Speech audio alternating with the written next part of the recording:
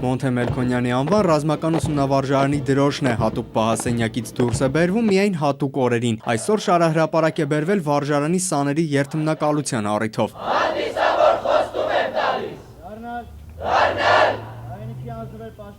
հայրենիքի ազնվեր պաշտպան։ Այսպես երդվում եմ պարտաճանաչ լինել ուսման ընթացքում, ավարտելուց հետո էլ ընդունվել ինստիտուտ եւ լավ սպա դառնալ։ Ապագա սպաներին երդումից հետո առաջին խորհուրդները տալիս է վարժարանի հրամանատարն ու պաշտպանության նախարարը։ Միաժամանակ վստահ եմ,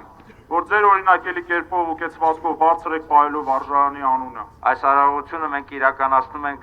սիրելի սաներ, ձեր հարազատների, մեր հայրենակիցների, մեր ժողովրդի ներկայությամբ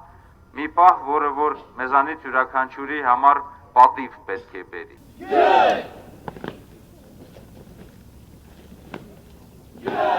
Ցուցադրական ելույթից հետո վարժարանի սաներն ու աշխատակիցները պարգևատրվում են նվերներով, պատվոգրերով ու մեդալներով։ Ամենաթանկ նվերն ու պարգևը Հայկազինն է։ Ուսումնավարժարանի ղեկավարության որոշմամբ Սեյրան Օհանյանը նրան է հանձնում Մոնթեի մարտական զենքը։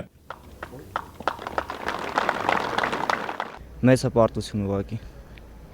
Այդ բառի մեջ ամեն ինչ ներառում եմ կարծիքով։ Այս մեր ոնց որ տնկած ծառը մենզան մեր բարձանքն որ մենք ունենք սենց դպրոցներ Հայաստանում։ Տեսածով հիացած արդյունքներից գոհ Սեյրան Օհանյանը շքերթից հետո խոսում է մարզերում նման վարժարաններ բացելու անհրաժեշտության մասին։ Մենք նաև մտածում ենք լայնացնենք ռազմամարզական վարժարանների այսօրվա ընդհանուր առմամբ աշխարհագրությունը եւ ցանկություն կա, որպեսզի մի քանի մարզերում էլ մենք ունենանք այսպիսի վարժարաններ։ Սպարտակ Գրիշյան, Վահե Եղիազարյան, ժամը լրատվական։